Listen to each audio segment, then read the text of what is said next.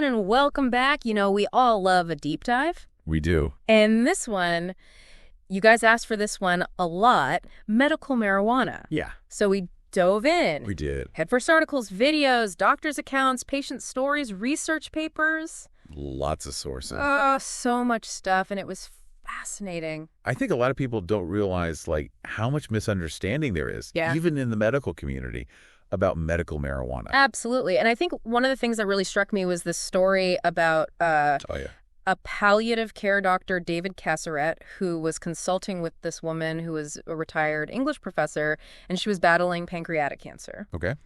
And she brings up medical marijuana, you know, for her symptoms. Right. And he kind of brushes it off a little bit. Really? Yeah. Well, and this is an actor who literally wrote a book on end-of-life care. So he must have felt, like, pretty knowledgeable about the topic. I would think so, right? Okay. Well, here's the thing. Yeah. The patient is no shrinking violet. Okay. She pulls out a stack of research articles. Oh, wow. Like hardcore scientific studies about the benefits of medical marijuana for, you know, the things she was dealing with, pain, nausea, anxiety. All the things. She basically told him to do his homework. That's awesome. I love that. I know. It's pretty cool. And so, you know, he kind of gets sent on this deep dive of his own. Right.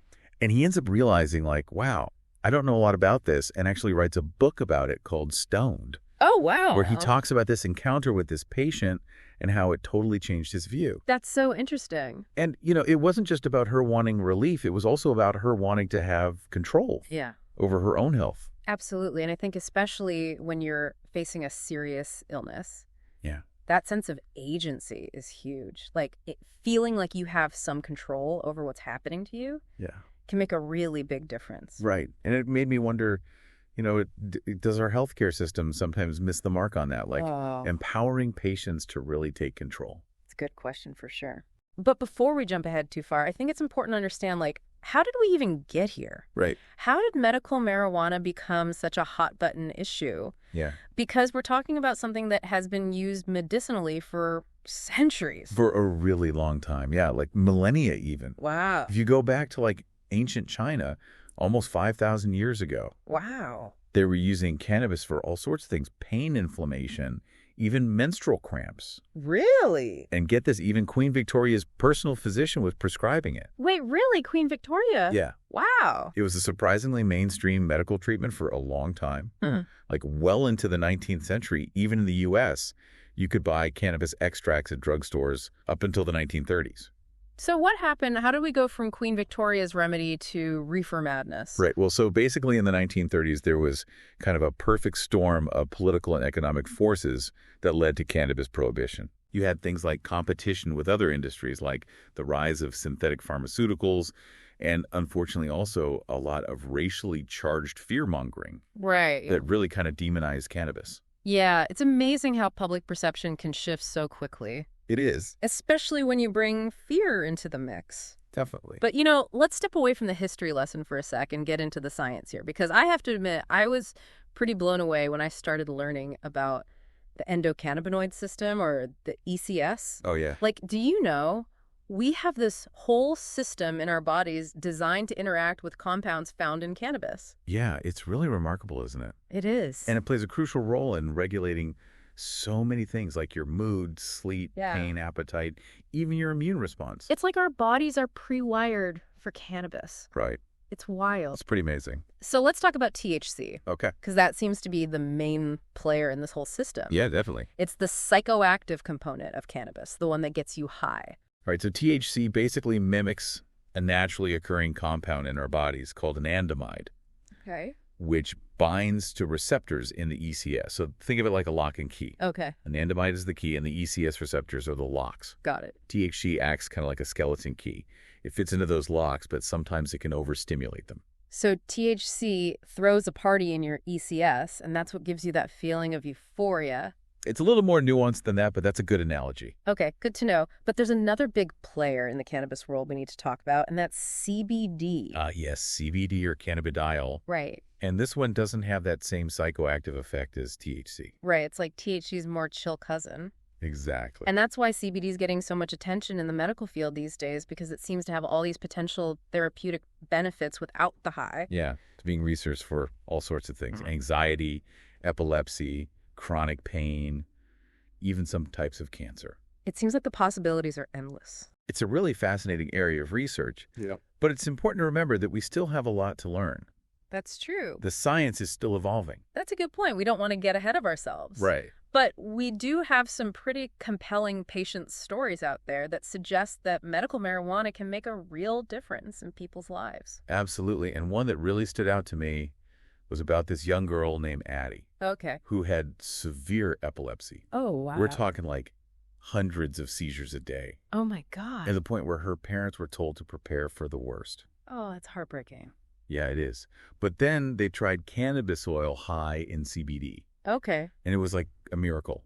Her seizures drastically reduced, and she was finally able to live a somewhat normal life. That's incredible. It makes you wonder how many other people out there could benefit from medical marijuana. It really does, and it highlights the need for more research. Yeah. To understand how these cannabinoids work and to develop safe and effective treatments. For sure, and we've only just scratched the surface here when you look at the potential medical applications, chronic pain, nausea, multiple sclerosis, inflammatory bowel diseases. The list goes on and on. Yeah, it's pretty amazing. Even though we don't fully understand all the mechanisms involved, patients are reporting real benefits. Definitely. But before we get too carried away talking about all the potential benefits, we need to talk about the other side of the coin. Yeah. The risks, because like any medication, medical marijuana is not without its downsides. Right. It's important to approach this topic with a balanced perspective. All right, so let's dive into those potential risks. What do we need to be aware of? I think one of the main concerns, especially when we're talking about long-term use of medical marijuana, is the potential for addiction. Okay. THC, that psychoactive component that gives you the high, it can be habit-forming for some people. Yeah, that makes sense. I mean, just like with alcohol or any other substance, there's that risk of dependence. Exactly. And just like with any medication, there can be side effects. Right. Some people experience anxiety, increased heart rate, even paranoia, especially when they're first starting out or using high doses of THC.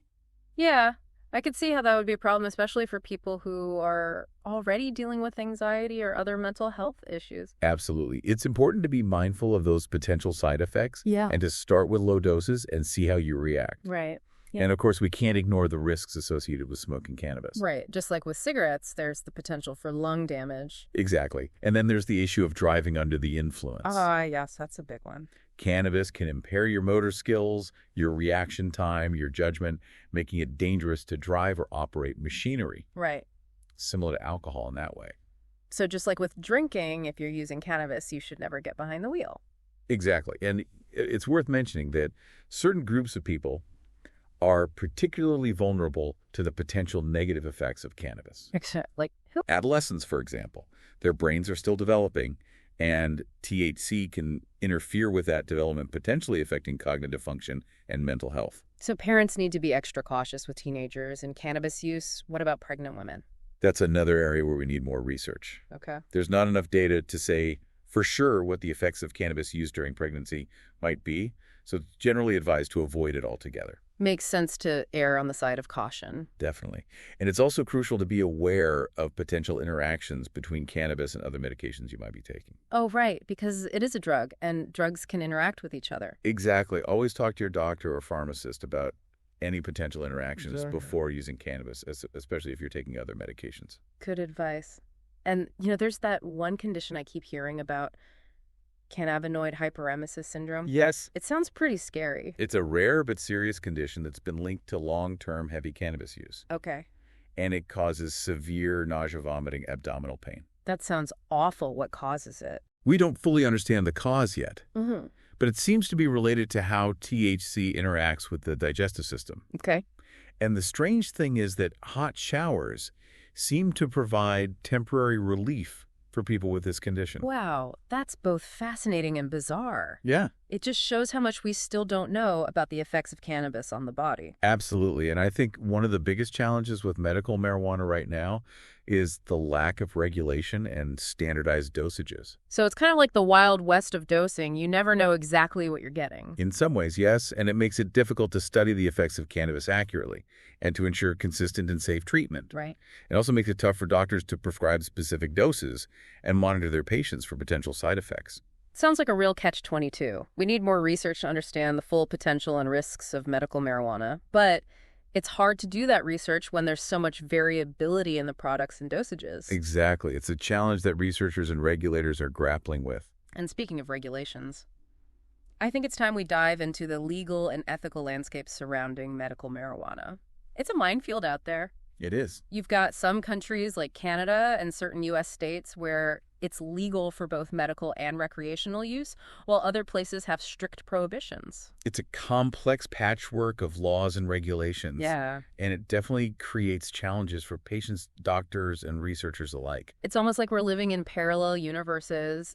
In one universe, you can walk into a dispensary and choose from a menu of cannabis products like you're ordering coffee. Right. And in another universe, people are suffering needlessly because they can't legally access the relief that medical marijuana could provide. Yeah, that disparity in access is a huge concern, and it raises a whole host of ethical questions. It does. For doctors who believe in the potential of medical marijuana but are restricted by law, it creates a real dilemma. It does. Do they follow the law, or do they try to help their patients, even if it means bending the rules? That's a tough call. They're forced to choose between upholding their professional obligations and doing what they believe is best for their patients. Yeah. It's a difficult position to be in. And it's not just about access to medical marijuana. It's about access to pain relief in general. Right. I read somewhere that something like 90% of the world's medical morphine is used by the wealthiest 10% of the population. That's a startling statistic, isn't it? It is. It highlights the stark inequalities in healthcare around the world.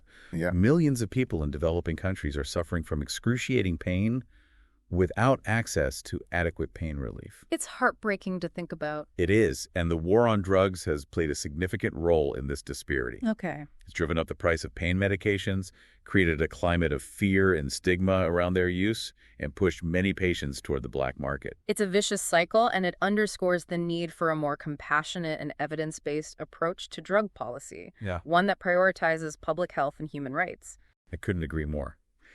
We need to shift the focus from criminalization to harm reduction and ensure that people have access to safe, effective, and affordable pain relief, regardless of where they live or their socioeconomic status. That's a powerful statement. So where do we go from here with all these complexities? How do we even begin to navigate the world of medical marijuana?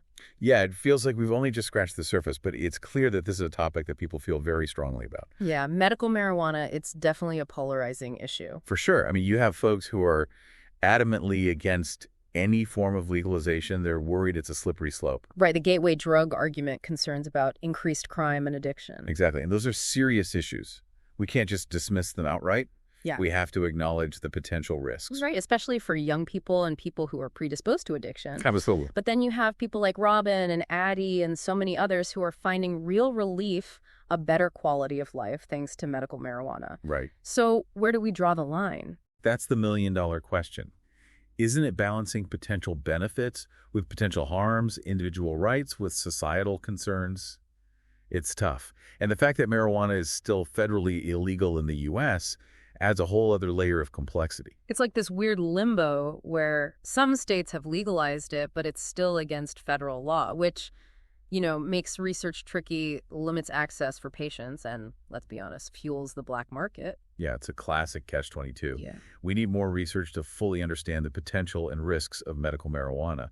But it's hard to conduct that research when it's classified as a Schedule I drug right alongside heroin and LSD. It's kind of ironic considering all the historical and anecdotal evidence suggesting it does have medical uses. I mean, didn't you say even the U.S. government holds patents on certain cannabinoids for medical purposes? That's right. It does make you wonder about the inconsistencies in our approach to this plant and its compounds. It's definitely a head-scratcher, but even with all the roadblocks, it seems like we're seeing a shift, a growing movement toward legalization and acceptance of medical marijuana. More states are changing their laws. Other countries are following suit. It's encouraging, for sure. Maybe it's a sign that evidence and compassion are starting to outweigh fear and stigma. I hope so. But with all this back and forth, I mean, where do we go from here? What does the future of medical marijuana look like? Well, I think it comes back to finding that balance. We talked about ongoing research. Yeah.